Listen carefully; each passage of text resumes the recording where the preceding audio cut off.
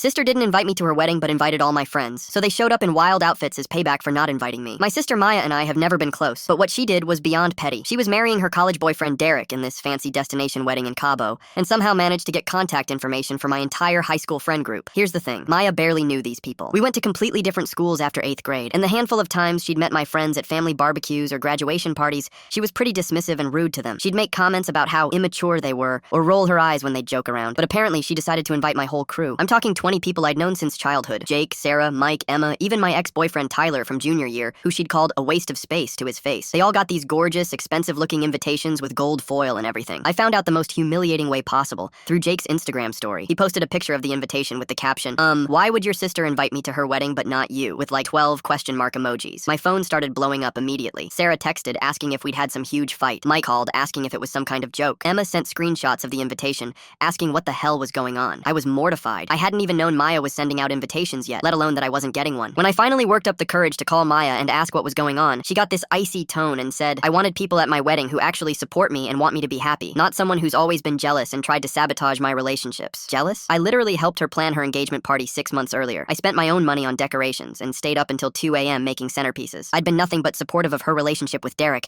even when he was being weird and controlling. But apparently, in Maya's mind, I was some kind of villain who didn't deserve to witness her special day. Meanwhile, my friends, who she'd barely spoken to in years, were worthy of a free trip to Mexico. That's when I remembered something important about my friend group. We've been calling ourselves the Chaos Crew since sophomore year for a very good reason. These are the same people who showed up to senior prom in inflatable dinosaur costumes because we thought traditional formal wear was boring and oppressive. The same group who organized a flash mob in the middle of our graduation ceremony. I sent exactly one message to our group chat. So Maya wants a memorable wedding? I think we should give her one. The response was immediate and unanimous. They were all offended on my behalf and ready to make this wedding unforgettable. What happened next was beautiful, coordinated chaos. Jake showed up in a full Darth Vader costume, complete with cape and breathing sounds. Sarah came dressed as a mermaid with a sequin tail so elaborate she had to be carried everywhere. Mike wore this massive inflatable flamingo suit that took up 3 airplane seats. Emma dressed as a pirate with a parrot puppet that she made talk during the ceremony. Tyler came as a medieval knight with actual armor that clanked every time he moved. The rest of the crew chose equally ridiculous themes: superheroes, cartoon characters, animals, historical figures. Maya had envisioned elegant beach photos with her guests in flowing sundresses and linen shirts. Instead, she got pictures of herself in her $3,000 dress surrounded by 20 people